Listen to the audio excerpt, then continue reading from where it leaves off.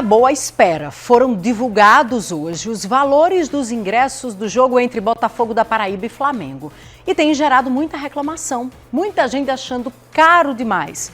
Eles variam de R$ 150 a R$ 500 reais.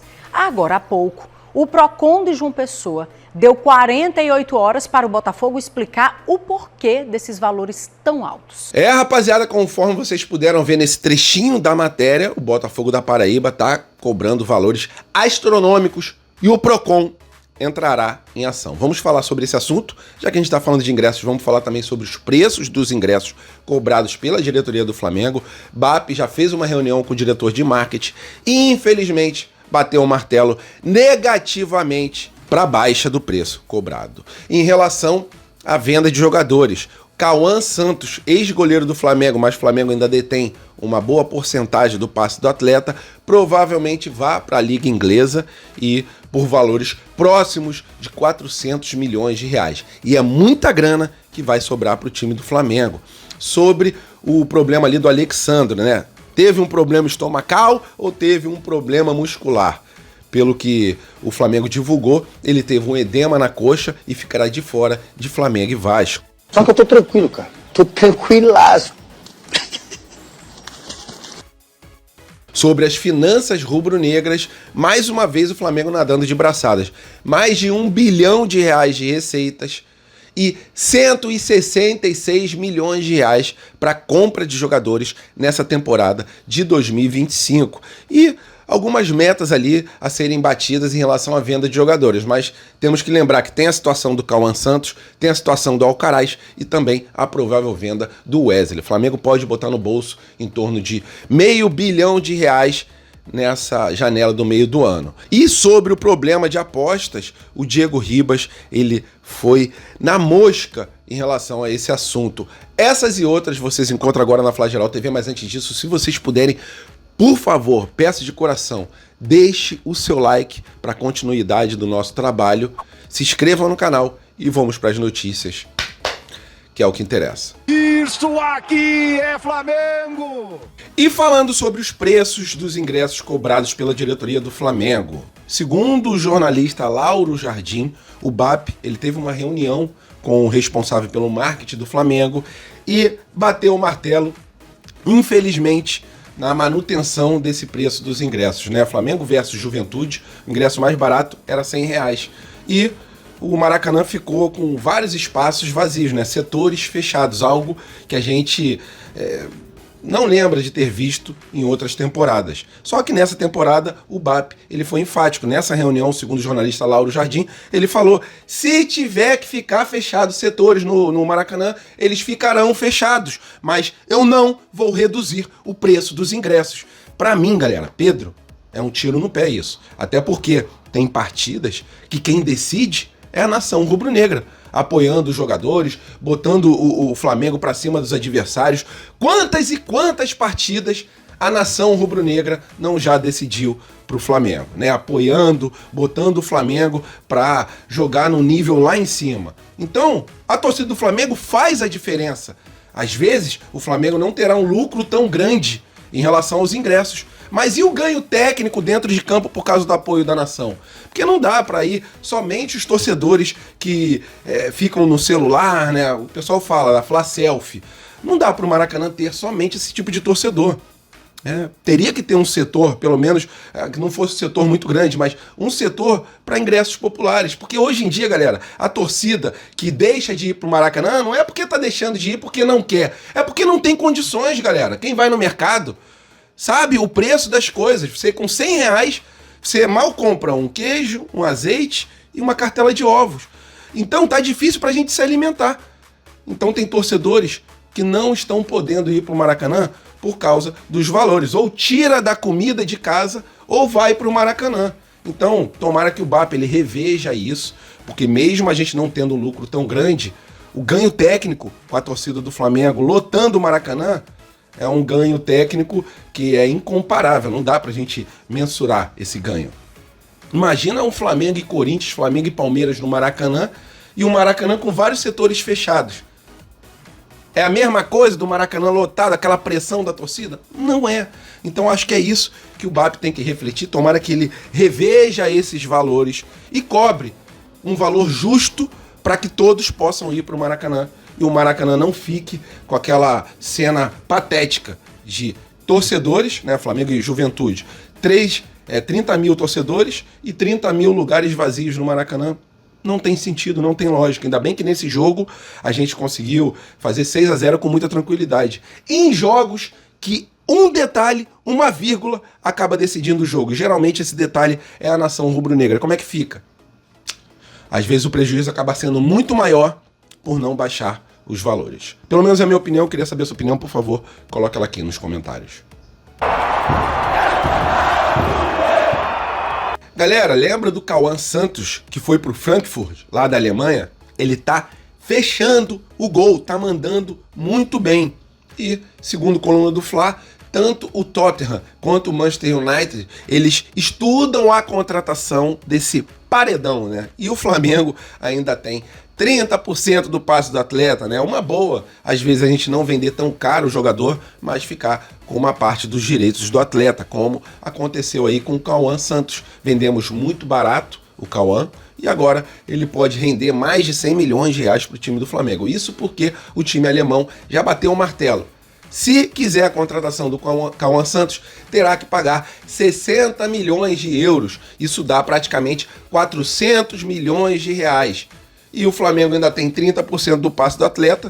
O Flamengo conseguirá, se o Frankfurt vender por esse valor mesmo, em torno de 400 milhões de reais, o Flamengo vai embolsar aí em torno de 120 milhões de reais. É muita grana, muita grana. E falando da parte de finanças, né, puxando um pouquinho para esse lado, o Flamengo ele tem na meta dele, nesse ano de 2025, a venda mais ou menos de 240 milhões de reais para bater esse valor estipulado em relação a vendas. Então, provavelmente o Wesley não fique no Flamengo. Só o Wesley sozinho já bateria essa meta, né? Muito provavelmente.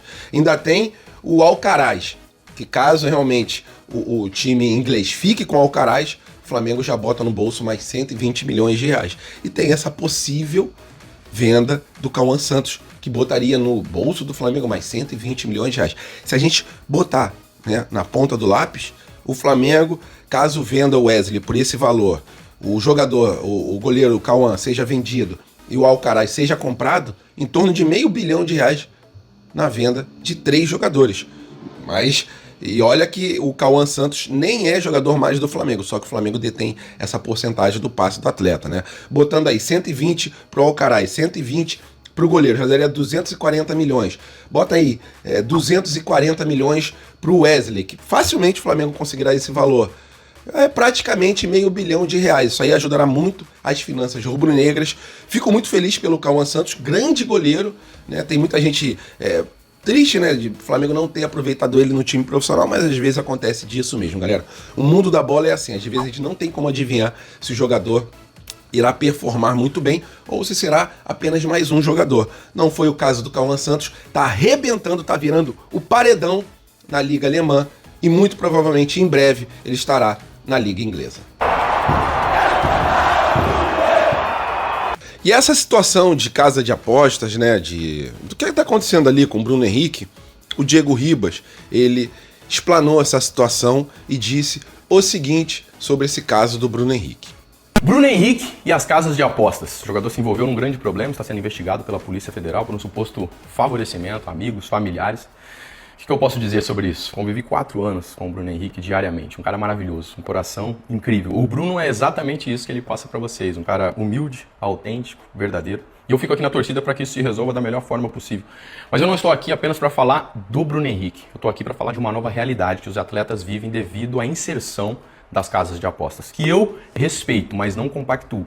Eu respeito, mas não incentivo as pessoas a participarem desse mundo, pela dependência química que ela traz e pelo prejuízo em todas as áreas da vida. Ah, Diego, mas tem outros vícios também que as pessoas incentivam, o álcool, a pornografia, tudo isso pode se tornar um grande vício. Sim, mas a casa de aposta ela traz algo a mais. A parte da dependência química, ela traz a ilusão do favorecimento, do benefício financeiro. É ilusão, porque realmente o final disso é terrível. Tenho amigos internados em clínicas de dependente químico. Jogadores jovens, com uma carreira promissora, que colocaram tudo a perder por causa desse vício. Então, eu não compactuo e não incentivo. Mas é uma realidade. Os números são exorbitantes. São milhões, bilhões envolvidos. E isso é difícil para os jogadores também, que podem se tornar vítimas. No ambiente de segurança, num churrasco, numa conversa que tem na sua casa, você pode compartilhar informações daquilo que vai acontecer no jogo. Olha, próximo jogo, quem vai bater o pênalti sou eu. Imagina o Memphis que decidiu fazer aquela jogada, que ele chutou a bola para fora, e foi uma decisão dele, até onde eu me informei. Se ele fala para os amigos ali, num ambiente de segurança dele, e alguém se beneficia financeiramente daquilo, ou se ele fala por uma mensagem, e nem todos os jogadores têm a malícia. Apenas estão compartilhando num ambiente de intimidade, compartilhando informações, como sempre fizeram, só que hoje não podem mais. Por que eu falo isso e trago esse assunto à tona? Porque passou da hora dos clubes, das casas de apostas, proporcionarem cursos, uma cartilha de comportamento. Reeducar os jogadores para se comportar dentro do ambiente onde eles estão inseridos hoje e que podem sim ser prejudicados. Não estou falando que situação de A, B ou C foi isso que aconteceu, mas tenho a certeza absoluta disso que eu estou falando pode acontecer e pode prejudicar alguém, se não já prejudicou nesse caminho. Então, a minha mensagem aqui é para que nós todos tenhamos a consciência do que está acontecendo. É uma realidade que tem que ser vivida. As casas de apostas estão inseridas hoje no meio do esporte, principalmente do futebol, mas os jogadores têm que ser reeducados para poder não ter problema dentro desse meio e dentro dessa situação, dentro dessa novidade que pode ser um grande problema. Essa é a minha mensagem. Tá bem claro que ele não teve vantagem nenhuma com essa situação. Né? Nenhuma vantagem, só prejuízo. E agora a gente vai aguardar as investigações. Saiu uma matéria ridícula da CNN falando que ele tem uma frota de carros. E daí, cara, o cara ganha 2 milhões por mês, não vai ter uma frota de carros? A reportagem disse, a gente descobriu que ele só tem um Yaris no nome dele. E o restante é de uma empresa que ele é dono, de 80% da empresa esses carros são. Qual o problema, cara? O cara ganha 2 milhões por mês, ele tem que investir em outras coisas. Ridículo, né, cara? Quando tem algum jogador do Flamengo, os caras tentam pegar qualquer coisinha. A situação das apostas, sim, é complicada pra ele, mas agora o pessoal vai tem um fio de cabelo no chão. Olha, tem um fio de cabelo no chão da casa do Bruno Henrique. É assim que funciona com o Flamengo, todo mundo já tá ligado. E rapaziada, sobre as finanças rubro-negras, mais um ano que o Flamengo vai bater tranquilamente a meta ali de R$1 bilhão de receita. Na verdade, a tendência é que o Flamengo tenha uma receita de 1,3 bilhão de reais para essa temporada de 2025. E em relação a contratações, o Flamengo tinha estipulado um valor, só que esse valor aumentou.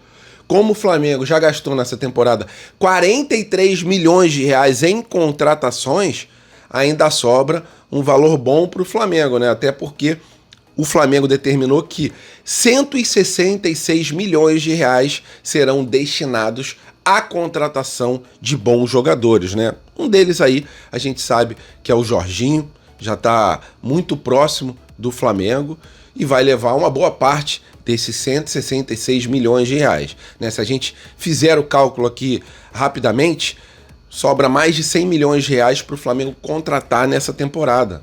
111 milhões de reais. Ainda sobra uma boa grana para o Flamengo se reforçar. É um valor que muitos clubes brasileiros queriam. O Flamengo, 2013, 2014, nem sonhava em ter um valor bom para a contratação. Só que as coisas mudaram, o Flamengo se apertou financeiramente até conseguir ser o exemplo para todos os clubes do Brasil na parte financeira. Hoje em dia, o Flamengo nada de braçadas, né? Valores astronômicos para o Flamengo poder contratar e reforçar uma seleção, porque se a gente olhar o Flamengo no banco de reservas e também no time titular, todos os jogadores praticamente têm passagens por suas respectivas seleções, né? Tanto seleção brasileira quanto seleção do Uruguai, do Chile, do Equador e por aí vai. O Flamengo realmente tem um time estrelado, cheio de bons jogadores, cheio de craques. E com valores altos para a gente poder contratar, a gente reforçará esse elenco que é outro patamar realmente, como diz o Bruno Henrique. É isso sobre a parte financeira, nadando de braçadas e com muito dinheiro para contratar nessa janela do meio do ano. Rapaziada, o Procon terá que entrar em ação. Vou falar sobre Flamengo versus Botafogo da Paraíba. As partidas acontecerão dia 30/4 e dia 21/5 pela Copa do Brasil. Só que tá acontecendo um problema bem sério, né? Vocês viram um trechinho no começo do vídeo que o preço dos ingressos estão exorbitantes para esse jogo, né? O ingresso mais barato para essa partida, pasmem os senhores, R$300 para a torcida deles e R$400 para a torcida do Flamengo. O pessoal divulga aí meia entrada. Não, mas a meia é 150. Mas todo mundo tem direito à meia entrada? Não tem. Estudante tem direito à meia entrada, idoso tem. Só que quem trabalha, quem corre atrás, adultos de uma forma geral, eles não têm direito a essa meia entrada. Então terão que pagar R$400. E o Botafogo da Paraíba, ele vendo que a procura será bem grande da torcida do Flamengo, eles colocaram o estádio quase dividido, praticamente dividido, né? 60% para a torcida do Botafogo da Paraíba e 40% para a torcida do Flamengo. Só que aí tem o seguinte, o Procon já se pronunciou, o Procon da Paraíba se pronunciou e irá notificar o Botafogo da Paraíba pelos preços cobrados nos ingressos, né? Tomara que isso tenha um efeito realmente prático e o Botafogo diminua, né, essa cobrança tão cara nos ingressos, porque realmente é inacreditável, né? Parece preço de final de Copa do Brasil, de final de Campeonato Brasileiro, cobrados pelos times quando estão muito bem. Então, não tem nem sentido, né? R$400 de cobrança, que o Procon consiga agir e que os torcedores não tenham que tirar dos alimentos de casa para poder curtir um jogo do Flamengo, ou a gente tem aquela cena bizarra, né, do Flamengo jogando e o estádio vazio, né, metade do estádio vazio, como já aconteceu em algumas partidas do Campeonato Carioca que foram vendidas para outras regiões nesse ano de 2025. Então é isso, vamos aguardar. Assim que a gente tiver uma atualização sobre esse enquadro do Procon no Botafogo da Paraíba, a gente traz as atualizações para vocês. E agora apenas uma curtinha aqui pra gente falar sobre a situação do Alexandro. Muitas pessoas estavam achando que ele tinha um problema intestinal e não um problema muscular. Mas na verdade, o jogador, o que foi divulgado é que o jogador tem um edema na coxa e ficará de fora, será preservado para essa partida contra o Vasco, né? Partida difícil pro time do Flamengo, não será uma partida fácil. O Vasco tem um bom atacante, o Verratti é um bom jogador. Se a gente tiver o elenco completo, excelente. Mas como não terá o elenco completo, a gente vai com o que tem, né? Na lateral esquerda a gente irá provavelmente de Ayrton Lucas e o Alexandro ficará de molho, mas semana que vem o Alexandro já volta. Apenas uma curtinha aqui pra gente falar sobre a parte médica desse lateral do Flamengo, e que bom que não é uma lesão grave, já que ele tem algum tipo de problema, não é um problema muscular tão grave assim como aconteceu com outros jogadores. Lembrando também que o Vinha está naquela fase final de recuperação, provavelmente antes do Mundial ou durante o Mundial, a gente tenha esse lateral esquerdo que teve uma grave contusão parecida com a do Pedro, só que a do Vinha foi um pouco pior. Então é isso em relação à parte médica, departamento médico. Alexandro fora do Clássico, mas volta depois dessa partida. É isso, nação, estamos juntos, fiquem com Deus. Se vocês quiserem ver os melhores momentos de Flamengo versus Cruzeiro, Flamengo venceu pelo Sub-20, o vídeo tá aqui em cima. E se vocês quiserem curtir a narração com as imagens dos gols do Flamengo, pela narração do João Guilherme, o vídeo é esse aqui. Estamos juntos, fiquem com Deus, até a próxima e saudações.